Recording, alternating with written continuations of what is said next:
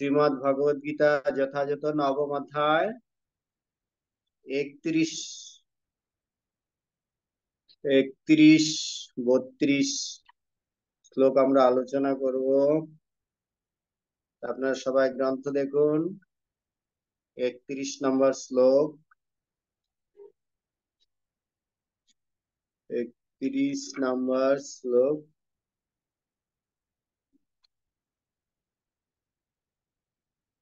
ক্ষিপ্রম ভবতি ধর্মাত্মা সচ্ছন্তিং নিগচ্ছতি কৌন্তেয় প্রতিজানিহি ন মে ভক্ত প্রাণস্যতি।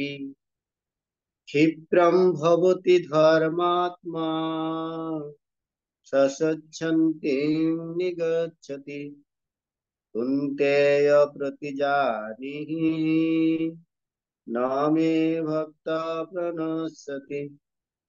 ক্ষিপ্রম ভবতি ধর্মাত্মা সচ্ছন্তিং নিগচ্ছতি কৌন্তেয় প্রতিজানিহি ন মে ভক্ত প্রণশ্যতি।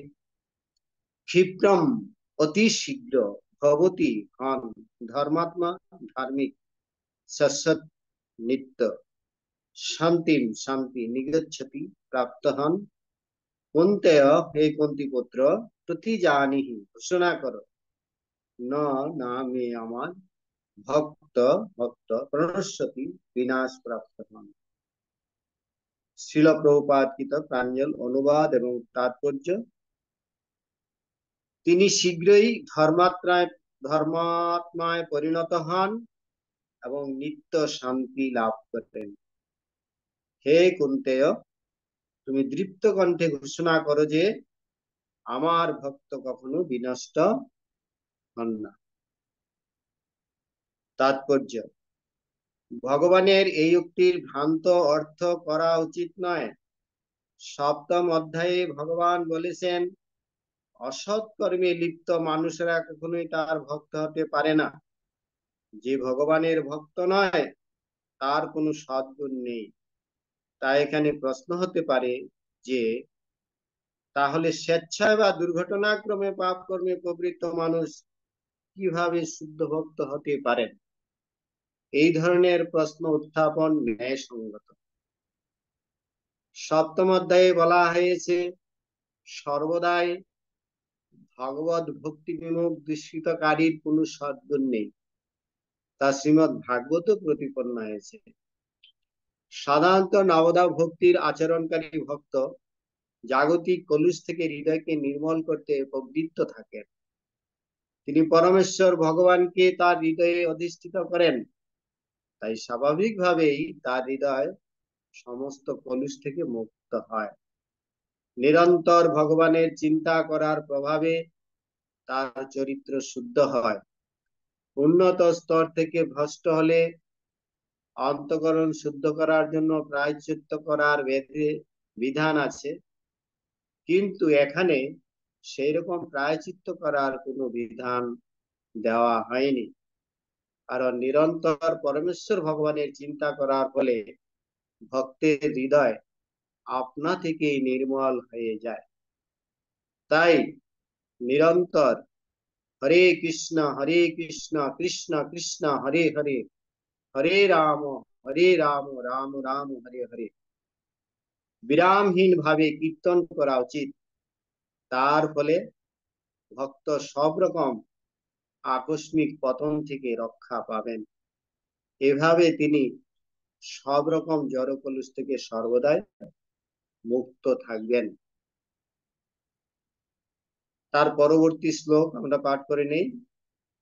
মাম হি পার্থ ব্যপাশ্রিত যেপি সুপাপজনয় স্ত্রিয়বশ্যস্তথা শূদ্রাস তেয়পি জানতি পরম গতিম। অনুবাদ: হে পার্থ, যারা আমাকে বিশেষভাবে আশ্রয় করে তারা স্ত্রী, বৈশ্য, শূদ্র আদি নিচুকুলে জাত হলেও অবিলম্বে পরাগতি লাভ করে। এই শ্লোকে পরমেশ্বর ভগবান স্পষ্ট ভাবে ঘোষণা করেছেন যে ভক্তিযুগের ভক্তিযুগে সকলেরই সমান অধিকার। এতে কোনো উচ্চ নিচ ভেদাভেদ নেই। জড়জাগতিক জীবনধারায় এই প্রকার ভেদাভেদ আছে, কিন্তু পরমেশ্বর ভগবানের প্রতি অপ্রাকৃত সেবায় নিয়োজিত ব্যক্তির ক্ষেত্রে তা নেই। পরম গতি লাভ করার অধিকার প্রত্যেকেরই আছে। শ্রীমদ্ ভাগবতে বলা হয়েছে, এমনকি অত্যন্ত অধম জনিজাত কুকুরভুজি চণ্ডাল পর্যন্ত শুদ্ধ ভক্তের সংসর্গে শুদ্ধ হতে পারে। সুতরাং ভগবত ভক্তি ও শুদ্ধ ভক্তের শিক্ষা এতই শক্তি সম্পন্ন যে তাতে উচ্চ নিচ জাতিভেদ নেই, যে কেউ তা গ্রহণ করতে পারেন। সবচেয়ে নগণ্য মানুষও যদি শুদ্ধ ভক্তের আশ্রয় গ্রহণ করে, তাহলে যথাযথ পথ নির্দেশের মাধ্যমে সেও চিরে শুদ্ধ হতে পারে। প্রকৃতির বিভিন্ন গুণ অনুসারে মানুষকে 4 ভাগে ভাগ করা হয়েছে: সত্ত্বগুণ বিশিষ্ট ব্রাহ্মণ, রজগুণ বিশিষ্ট ক্ষত্রিয় শাসক, রজ ও তমগুণ বিশিষ্ট বৈশ্য বা বণিক, এবং তমগুণ বিশিষ্ট শূদ্র বা শ্রমিক। তাদের থেকে অধম মানুষকে পাপ জনিভুক্ত চণ্ডাল বলা হয়। সাধারণত উচ্চ কুলোদ্ভূত মানুষেরা এই সমস্ত পাপ জনিভুক্ত মানুষের অস্পৃশ্য বলে বর্জন করে, কিন্তু ভক্তির পন্থা এতই ক্ষমতা সম্পন্ন যে ভগবানের শুদ্ধ ভক্ত নিচ বর্ণের মানুষদেরও মানব জীবনের পরম সিদ্ধি প্রদান করতে সক্ষম। এটি সম্ভব হয় কেবল ভগবানের শ্রীকৃষ্ণের শরণাগত হওয়ার ফলে। ব্যবহৃত শব্দটির দ্বারা এখানে তা নির্দেশিত হয়েছে। সর্বতোভাবে শ্রীকৃষ্ণের শরণাগত হওয়া উচিত। যিনি তা করেন তিনি মহান জ্ঞানী এবং যোগীদের থেকে অধিক গৌরবান্বিত হন। হরে কৃষ্ণ। তো আমরা গতকালকে আলোচনা করেছেন শ্রীল গৌরধম প্রভু, গৌতম প্রভু, যে ভক্তি জীবন করতে করতে কারো আকস্মিক পতন হতে পারে, কিন্তু কোনো দৈববশত মায়ার সংসর্গজনিত কোনো আকস্মিক পতন হতে পারে, কিন্তু ভগবান তাকে অতি শীঘ্রই আবার যথার্থ স্থানে অধিষ্ঠিত করার জন্য ভগবান তাকে সহযোগিতা করেন। এই জন্য কোনো ভক্তের হঠাৎ কোনো দুষ্ত্রুটি দেখে আমরা যাতে তাদের সমালোচনা বা নিন্দা না করি। যারা নিরন্তর ভগবত ভক্তিতে যুক্ত আছেন তারা অতি শীঘ্রই আবার যথার্থ স্থানে উপনীত হবেন, তাতে কোনো সন্দেহ নাই। ভগবান তিনি বলেছেন, সততম কীর্তয়ন্তু মাম যে জনা পর্য উপাসতে তেষাং নিত্যাভিযুক্তানাম যোগক্ষেম। তো ভগবান বলেছেন তিনি তার সমস্ত কিছু সংরক্ষণ করেন। এইভাবে ভগবানের সেবায় সাময়িক কিছু দুর্ঘটনা জনিত সংসর্গ জনিত, এখানে বলা হয়েছিল কেবল জড় বিষয়ের সংসর্গ জনিত দুর্ঘটনার কথাই বলা হয়েছে। এবং এই ভক্তি খুব সহজ সরল, কিন্তু আবার সহজ সরল, কেননা ভক্তি জীবনে আমাদের বিভিন্ন রকম বাধা বিপত্তি আসতে পারে, সেটা আমাদেরকে সব সময় সতর্ক থাকা উচিত।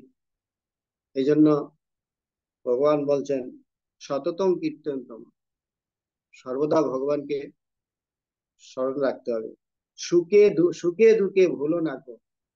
ভগবানকে আমাদের সুখে দুঃখে, অনেক সময় আমরা ভগবানের কাছে কোনো কিছু প্রার্থিত হয়ে তার কাছে আসি, কিন্তু সেটা লাভ হয়ে গেলে আমরা অনেক সময় ভক্তিতে একটু ঢিলা দিয়ে দিই, তখন ভগবান আমাদেরকে কিছু পরীক্ষা করেন। সেই জন্য আমাদের সবসময় ভগবত ভক্তিতে স্বতন্ত্র থেকে নিয়ত আমাদেরকে যুক্ত থাকা উচিত। যদিও ভগবান তার ভক্তকে সুরক্ষা প্রদান করেন। এই জন্য আজকের 31 নম্বর শ্লোকে ভগবান বলেছেন নমে ভক্তা প্রণশ্যতি, আমার ভক্তের কোনো পতন হয় না। হুম? ভগবান অন্য জায়গায় গীতা তো বলেছেন যে ভক্তিও কখনো নষ্ট হয় না, ভক্ত নষ্ট হয় না, ভক্তিও নষ্ট হয় না। কিন্তু এক জীবনে যদি তাকে ভগবত ধামে যেতে হয়, তাহলে তাকে খুব সতর্কতার সহিত তাকে ভগবত ভক্তি যাজন করতে হবে। কেননা ভক্তি নিত্য, ভগবান নিত্য, ভগবানের সেবাও নিত্য। এই জন্য শাস্ত্রে বলা হয়েছে, দ্বিতীয় অধ্যায়ের 40 নম্বর শ্লোকে ভগবান বলেছেন, নাহাবিক্রম নাশস্তি প্রত্যাবায় ন বিদ্যতে স্বল্পমপ্যস্য ধর্মস্য ত্রায়তে মহাত ভয়া। ভক্তি যুগের অনুশীলন যদিও কখনো নষ্ট হয় না, তা অনুশীলনকারীকে এই সংসার রূপ মহাভয় থেকে তাকে সুরক্ষা করে। এইভাবে ভক্তি খুব গুরুত্বপূর্ণ, ভগবানের যে সেবা। এভাবে কোনো জাগতিক পুণ্যকর্মে মানুষ বিভিন্ন কার্য সম্পাদনে তাদের অনেক সময় বিভিন্ন রকম বিঘ্নের সৃষ্টি হয়, পাপ কর্ম করার ফলে তাদের বিভিন্ন বিঘ্ন হয়। কিন্তু সেখানে বিভিন্ন রকম সকাম কর্মীয় অনুষ্ঠানে বিভিন্ন রকম প্রায়শ্চিত্তের বর্ণনা করা হয়েছে। কিন্তু ভগবত ভক্তির ক্ষেত্রে আমরা কালকে শ্রবণ করেছি যে আমাদের সাময়িক কিছু অধঃপতন হলেও সেখানে আমাদের আলাদা করে আর কোনো কিছু প্রায়শ্চিত্ত করার প্রয়োজন নেই। কেননা হরিনামের এত শক্তি যে আমরা যদি নিরন্তর ভক্তি সহকারে সতত আবার ভগবানের সেবায় নিয়োজিত থাকি, তাহলে আমরা সেই কর্মফল থেকে মুক্ত হয়ে যাব। তাই ভগবান অর্জুনকে বলছেন, হে কুন্তেয়, তুমি দৃপ্ত কণ্ঠে ঘোষণা করো যে আমার ভক্তের কখনো পতন হয় না, ভক্তের কখনো পতন হয় না। তো ভগবান এখানে অর্জুনকে বলছেন যে তুমি ঘোষণা করো যে আমার ভক্তের কোনো বিনাশ হয়। তো ভগবান তো নিজেই বলতে পারতেন সরাসরি ভাবে যে আমার ভক্তের কোনো বিনাশ হয় না, তাহলে অর্জুনকে কেন বলতে বলছেন? তো ভগবান অনেক সময় নিজের কথা শর্ত দিয়ে তিনি অনেক সময় শর্ত রাখেন, কেননা তিনি ভক্তের প্রতি এত অনুরক্ত, তিনি অনেক সময় নিজের শর্তকে ভঙ্গ করেও তিনি বিভিন্ন রকম কার্য করেন। যেমন ভগবান কুরুক্ষেত্রের যুদ্ধে তিনি বলেছিলেন যে আমি কোনো অস্ত্র ধারণ করব না। হম কিন্তু ভীষ্মদেব তাকে অস্ত্র ধারণ করিয়েছিলেন। এইভাবে ভগবান তার ভক্তের ইচ্ছা পূরণ করার জন্য তিনি তার প্রতিজ্ঞাকে অনেক সময় উল্লঙ্ঘ করেন। ওই ভগবানের ক্ষেত্রে এটা কখনো আমাদের দোষ দর্শন করা উচিত না। কিন্তু ভগবান প্রতিশ্রুতি দিয়েছেন যে আমার ভক্তের যে কথা কখনো মিথ্যা হবে না। এই জন্য ভগবান অর্জুনকে বলছেন, অর্জুন তুমি বলো, অর্জুন তুমি আমার সিনে জ্যোতিষা, তুমি আমার ভক্ত, এই জন্য আমি তোমাকে বলছি তুমি বলো যে আমার ভক্তের কখনো বিনাশ হয়। সেইভাবে ভগবানের ভক্তের কখনো বিনষ্ট হয় না। এখানে প্রভুপাদ বলেছেন যে কোনো মানুষ এরকম কোনো মন্তব্য করতে পারে, এখানে প্রশ্ন হতে পারে যে স্বেচ্ছায় বা দুর্ঘটনাক্রমে পাপ কর্মে প্রবৃত্ত মানুষ কিভাবে শুদ্ধ হতে পারে। এখানে প্রশ্নের উত্থাপন ন্যায়সঙ্গত, কিন্তু সপ্তম অধ্যায়ে বলা হয়েছে সর্বদাই ভগবত ভক্তি স্বীকৃতিকারীর কোন সদ্গুণ নেই, কিন্তু তা শ্রীমদ ভাগবত প্রতিপাদিত। কিন্তু সাধারণত নববিধা ভক্তির আচরণকারী ভক্ত জাগতিক কলুষ থেকে হৃদয়কে নির্মল করতে প্রস্তুত থাকে। ভক্তের অনেক সময় কিছু ভক্তি জীবনে বিঘ্ন আসলো, তো তিনি তার ভুল চিন্তা করে তিনি পূর্ণ আবার ভগবানের চরণে আত্মসমর্পিত হয়ে তার ভুল সংশোধন করার জন্য তিনি নিজেকে স্বতন্ত্র করেন। হ্যাঁ, এইভাবে তিনি তার নিরন্তর ভগবানের চিন্তার প্রভাবে বা ভগবানের সেবার প্রভাবে তিনি আবার যথার্থ স্থিতিতে উপনীত হন এই স্তর থেকে। এবং এখানে বলছে যে উন্নত স্তর থেকে ভ্রষ্ট হলে অন্তঃকরণ শুদ্ধ করার জন্য প্রায়শ্চিত্ত করার বিধান দেয়, কিন্তু এখানে এইরকম প্রায়শ্চিত্ত করার কোনো বিধান দেওয়া হয়নি। ভগবত ভক্তির ক্ষেত্রে যারা কৃষ্ণ ভক্তি অনুসরণ করছে তাদের জন্য আলাদা করে কোনো ভুল ত্রুটি হয়ে গেল আমাদের প্রায়শ্চিত্ত করার প্রয়োজন নাই। কারণ নিরন্তর পরমেশ্বর ভগবানের চিন্তা করার ফলে ভক্তের হৃদয় আত্মা থেকেই নির্মল হয়ে যায়। তাই নিরন্তর প্রভুপাদ বলছেন হরে কৃষ্ণ কৃষ্ণ কৃষ্ণ হরে হরে, হরে রাম রাম রাম হরে হরে, এই কীর্তন করার ফলে এবং বিরামহীন ভাবে কীর্তন করার আমাদের সতত কীর্তনতমাম সর্বদা সবসময় ভগবানকে চিন্তা করতে হবে। সমস্ত কিছু আমাদের যেরকম বিষয়েতে প্রীতি এবে আছে আমার, সেই মতো প্রীতি হোক চরণে তোমার। ভগবানের প্রতি পূর্ণ আসক্তি নিয়ে সর্বদা তাকে বিভিন্ন কাজে আমাদের চলতে ফিরতে, বিভিন্ন কার্যে শয়নে স্বপনে সর্বদা কিভাবে আমাদেরকে ভগবানের চিন্তায় সেবায় মগ্ন থাকতে হবে, এখানে সেই কথা বলা হয়েছে। এই জন্য আমাদের জীবনকে আমাদের এইভাবে তৈরি করে নিতে হবে যে যে কোনো কার্যে আমরা যদি চাকরিও করি, ব্যবসাও করি, যাই করি, আমাদের সমস্ত কার্যকে যাতে ভগবানের সেবায় যুক্ত করতে পারি। তাহলে আমরা সবসময় কৃষ্ণ ভাবনাময় কর্মে আমাদেরকে যুক্ত থাকতে হবে। এই জন্য আমাদের সবসময় ভগবত ভক্তিতে নিয়োজিত থাকতে হবে।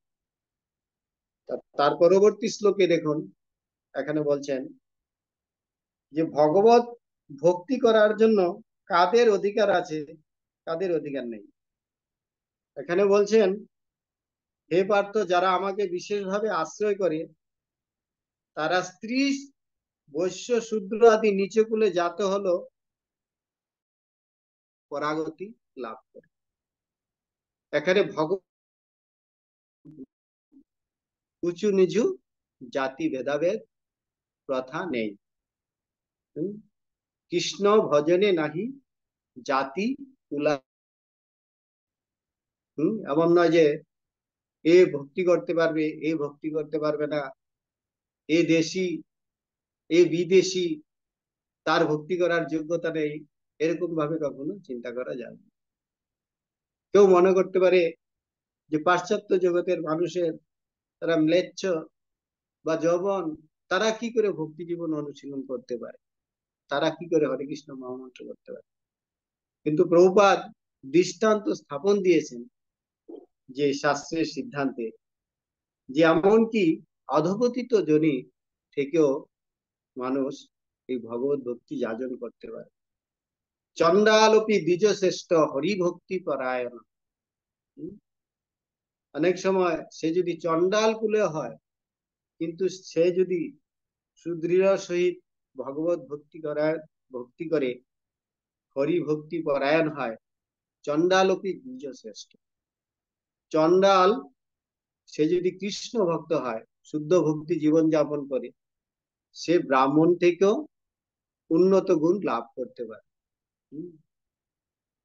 এইভাবে যদি ব্রাহ্মণ হয়, সে এখানে বলছেন যে শুচি হয়ে মুচি হয় যদি কৃষ্ণ ভজে। সে যদি শুচি হয়, সে যদি ব্রাহ্মণ কুলে হয়, কিন্তু যদি কৃষ্ণকে ত্যাগ করে, কৃষ্ণকে অবহেলা করে, সে ব্রাহ্মণ স্তর থেকে কেন, অন্য 4টা বর্ণাশ্রম থেকে সে কি হয়, ভ্রষ্ট হয়। এখানে বলছেন 4টা বর্ণাশ্রমের কথা, ব্রাহ্মণ ক্ষত্রিয় বৈশ্য শূদ্র। 4ই বর্ণাশ্রম যদি কৃষ্ণ নাহি ভজে, স্বধর্মে থাকিও সে রৌরবে মজে। সে 4ই বর্ণাশ্রমেরই ভগবত ভক্তির অধিকার আছে, কিন্তু চারি বর্ণাশ্রমের মধ্যে যদি সে যার যার বর্ণের অহংকারে মত্ত হয়ে যে আমি ব্রাহ্মণ, আমি ক্ষত্রিয়, আমাকে কৃষ্ণ ভজন করার প্রয়োজন নেই, এরকম ভাবে যদি তারা তাদের এরকম অহংকার বশত তাদের আশ্রমের গর্ব করে তারা কৃষ্ণ ভজনা না করে, তাহলে স্বধর্মে থাকেও রৌরবে মজে, সেরকম স্বধর্মে থাকলেও তারা আবার জন্ম মৃত্যুর চক্রে কষ্ট ভোগ করতে। এই জন্য এখানে বলেছেন যে যে চতুর্বর্ণ আশ্রম ব্রাহ্মণ ক্ষত্রিয় বৈশ্য শূদ্র, তার থেকেও অধম মানুষকে পাপ জনিভুক্ত চণ্ডাল বলা। এখানে 32 নম্বর শ্লোকের তাৎপর্য, সাধারণত উচ্চ কুলোদ্ভূত মানুষেরা এই সমস্ত পাপ জনিভুক্ত মানুষদের অস্পৃশ্য বলে বর্জন করে, কিন্তু ভগবত ভক্তির পন্থা এতই ক্ষমতা সম্পন্ন যে যে তাদের শুদ্ধ ভক্ত নিচবর্ণের মানুষদেরও মানব জীবনের পরম সিদ্ধি প্রদান করতে পারে। আমরা দেখতে পাচ্ছি সারা বিশ্বে এমন এমন জাতির লোক আজকে তারা কৃষ্ণ ভক্তির পথে তারা এসেছে। এটা স্বাভাবিক, এটা মহাপ্রভুর ইচ্ছা, মহাপ্রভুর ভবিষ্যৎবাণী যে পৃথিবীতে কোনো জাতি কুল বিচার না করে যে কোনো মানুষ এই ভগবত ভক্তিতে যুক্ত হতে পারে। মহাপ্রভুর যে ভবিষ্যৎবাণী, পৃথিবীতে আছে যত নগরাদি গ্রাম সর্বত্র প্রচারিত হইবে মোর নাম। মহাপ্রভুর যে ভবিষ্যৎবাণী সেটা আজকে আমরা সারা বিশ্বে সার্থক দেখতে পাচ্ছি।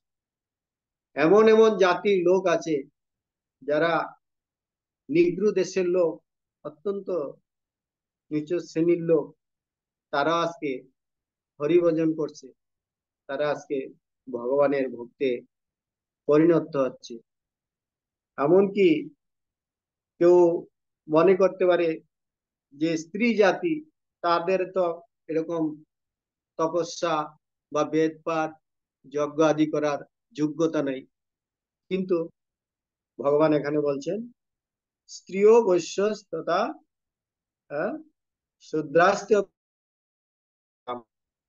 স্ত্রী বৈশ্য শূদ্র তারাও পরম গতি লাভ করে, যারা ভগবানের ভক্তির আশ্রয় গ্রহণ করে। তো ভক্তির এরকম ক্ষমতা রয়ে গেছে। ভক্তি এমন একটি জিনিস, এটা আমাদেরকে পূর্ণ ফল প্রদান করে।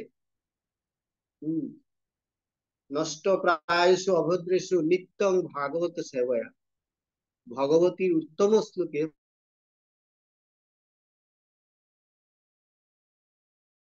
দুর্যুক্ত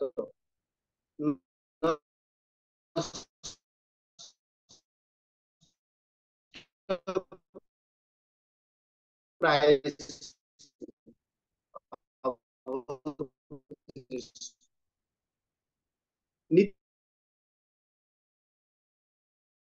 না, এগুলি হচ্ছে উত্তম কথা, যেগুলো হচ্ছে ভগবান থেকে অভিন্ন, ভগবানের কথা ভগবানের থেকে অভিন্ন, ভগবানের নাম ভগবানের থেকে অভিন্ন। সেই জন্য নাম নামই অভিন্ন। এমন নামের মধ্যে ভগবান তার সমস্ত শক্তি প্রদান করেছেন, যে নামে এত শক্তি আছে। মহাপ্রভু বলছেন শিক্ষাষ্টকমে নাম নামি বহুদা নিজ সর্বশক্তি তত্রার পিতা ন নিয়মিত স্মরণে কারণ, আমার সমস্ত শক্তি এই নামের মধ্যে আমি অর্পণ করেছি। এই হরিনাম করার মাধ্যমে তিনি অন্যান্য যে ভক্তি যাজন আছে সমস্ত কিছুর ফল এই ভক্তির মাধ্যমেই তিনি লাভ করতে পারেন, এটাই সুযোগ দেয়া আছে। এই জন্য আমাদেরকে কি করতে হবে? ভাগবতে বলা হয়েছে শ্রীণতাং সকথা কৃষ্ণ, আমাদেরকে শ্রীণতাং শ্রবণ করতে হবে। কি শ্রবণ করতে হবে? শ্রীণতাং সকথা কৃষ্ণ, কৃষ্ণ কথা শ্রবণ করতে হবে। কৃষ্ণ কথা, কৃষ্ণ কথা কি? গীতা ভাগবতের কথা। গীতা হচ্ছে ভগবানের মুখ নিঃসৃত বাণী কথা, আর ভাগবত হচ্ছে ভগবানের ভক্ত এবং ভগবানের আলোচিত কথা। এই জন্য শ্রীনতাং সকথা, কৃষ্ণ কথা, সকথা, সকথা কৃষ্ণ, পূর্ণ শ্রবণ কীর্তন। আমাদের সর্বদা শ্রবণ কীর্তনে যুক্ত থাকতে হবে সব সময়। তাহলে কি হবে? হৃদয়ন্তস্থ অভদ্রাণী বিধুনতি সুরিত সত্তা। আমাদের হৃদয়ে যে জন্ম জন্মান্তরের ময়লা পড়ে আছে, সেই ময়লা বিদূরিত হবে। চৈতন্য মহাপ্রভু বলছেন, চেত দর্পণ মার্জন ভব মহাদাবাগ্নি নির্বাপন। এই চিত্তরূপ দর্পণে যে ময়লা আছে, তা আমরা যদি নিরন্তর ভগবানের কথা শ্রবণ কীর্তন এবং অনুশীলন করি, তার সর্বদা তার নামে যুক্ত থাকি, তাহলে আমরা যে কোনো রকম আকস্মিক পতন থেকে আমরা মুক্তি লাভ করতে পারবো এবং আমাদের অন্তিমে আমরা পরাগতি লাভ করতে পারবো। এরকম ভাবে আমরা শাস্ত্রে অনেক জায়গায় দেখতে পাচ্ছি যে অজামিল সৎ ব্রাহ্মণ হওয়া সত্ত্বেও সে বিভিন্ন রকম সংসর্গ, মায়ার সংসর্গ প্রভাবে তাকে পতিত হতে হয়েছিল, কিন্তু ভগবানের কৃপায় সে আবার পরম গতি লাভ করেছেন। এইভাবে ভগবানের অনেক ভক্তির দৃষ্টান্তের মাধ্যমে আমরা দেখতে পাই যে ভগবত ভক্তির যে এত শক্তি, তিনি ভক্তকে আবার কিভাবে তার যথার্থ স্থানে উপনীত করে। এই জন্য আমাদের সাময়িক কোনো দুষ্কৃতি দেখে কোনো ভক্তের নিন্দা সমালোচনা করা উচিত নয়। কেননা সেটা কালকে আলোচনা করেছেন প্রভু, যে আমরা যে কারো সমালোচনা করতে যাচ্ছি, দোষ কলিযুগে বিশেষ করে এই জগতে জড়দেহে কম বেশি সবারই দোষ আছে। কেননা প্রকৃতিতে কি হলে দ্বিগুণ সত্য রজ তমগুণ প্রত্যেকের মধ্যেই কম বেশি তাদেরকে প্রভাবিত করছে। দোষ প্রত্যেকের মধ্যে আছে, কারো বেশি কারো কম। তো যারা সৎ ব্যক্তি, ভগবত ব্যক্তি, ভগবানের ভক্ত, তারা কখনো কারো মধ্যে দোষ দর্শন করেন না। তাদের মধ্যে কোথায় গুণ আছে, গুণটা তিনি দর্শন করেন। তার মধ্যে অনেক দোষ আছে, কিন্তু মাঝখানে দেখা গেল তার একটু গুণ আছে, তখন সে তার গুণটাকেই কি করেন? মহিমা কীর্তন করেন। এইভাবে আমাদের সবাইকে তাদের গুণ মহিমা কীর্তন করতে হবে। কারা সর্বদা ভগবানের ভক্তি করার অধিকারী, সর্বদা ভগবানকে চিন্তা করার অধিকারী, অমানিন মানদেন কীর্তনিয়া সদা হরি। আমরা যদি মনে করি যে এই ব্যক্তি এরকম কর্মে লিপ্ত হয়েছে, তিনি সম্মানের যোগ্য নয়, এরকম মনে করা উচিত না। অমানিন মানদেন, সে যদি অমানীয় হয় তবু তাকে আমাকে সম্মান প্রদান করার চেষ্টা করতে হবে। তার গুণগুলো আমাদেরকে দেখতে হবে। এখানে দুর্যোধন আর যুধিষ্ঠির মহারাজের মধ্যে ভগবান একসময় বলেছেন যে দুর্যোধন, তুমি সারা রাজ্যে ঘুরে আসো, তোমার থেকে পাপী ব্যক্তি কে আছে? দুর্যোধন সারা দেশ ঘুরে এসে সে দেখছে যে আমার মতো পাপী আর কেউ নেই। যদিও দুর্যোধন তিনি নিজে ভগবানের প্রিয় ভক্ত, কিন্তু তিনি নিজেকে এরকম ভাবে দৈন্যতা স্বীকার করছে যে না, আমি সবচেয়ে পতিত পতিত। এই জন্য আর দুর্যোধন দুর্যোধনকে বলছে, দুর্যোধন তুমি দেখে আসো তোমার থেকে পুণ্যবান ব্যক্তি আর কে আছে। দুর্যোধন ঘুরে ঘুরে সারা জায়গায় ঘুরে এসে দেখছে, দুর্যোধন বলছে না, আমার থেকে পুণ্যবান ব্যক্তি আর কেউ না। এ হলো মানুষ নিজের দোষগুলা সে নিজে দেখতে পায় না। এরকম হিরণ্যশিবু প্রহ্লাদ মহারাজকে কত কষ্ট দিয়েছে, যে তুমি কি ভগবান ভগবান করছো, আমি তোমার ভগবান, তুমি আমার ভজনা করো। হুম, কিন্তু প্রহ্লাদ মহারাজ বলছেন না, হুম, তো এটা তোমার অহংকার। এইভাবে অহংকার মাধ্যমে আমরা অনেক সময় ভগবানকে ভুলে যাই, বা ভক্তির থেকে আমাদের অনেক সময় পতন হতে পারে। এই জন্য আমাদের সবসময় সবাইকে সম্মান করতে হবে। হুম, সবাইকে সম্মান করতে হবে এবং নিজেকে সবসময় অমানি মনে করতে হবে। অমানিকে মানদেন কীর্তনিয়া সদা হরি। এইভাবে যদি নিজেকে দীনহীন তৃণ, মহাপ্রভু বলছেন তৃণাদপি শুনিছেন তরোরূপী সহিষ্ণুনা অমানিন মানদেন কীর্তনিয়া সদা। নিজেকে সবসময় তৃণ থেকে ঋণ এবং হীন মনে করতে হবে। এইভাবে তরুর মতো সহিষ্ণু হতে হবে ভক্তি জীবনে। তাহলে আমরা আমাদের ভক্তি জীবনে আমরা উন্নতি করতে পারবো, এবং আমাদের ভগবত ভক্তি জীবন থেকে অবৈধ আপনার অধপতিত হওয়ার সম্ভাবনা কম থাকে। এই জন্য সবসময় আমাদেরকে ভক্তি জীবনে সতর্কতা অবলম্বন করতে হবে। এবং 32 নম্বর শ্লোকে ভগবান বলছেন এই ভগবত ভক্তির অধিকার সবার রয়ে গেছে। হরে কৃষ্ণ কৃষ্ণ কৃষ্ণ হরে হরে, হরে রাম রাম রাম হরে হরে।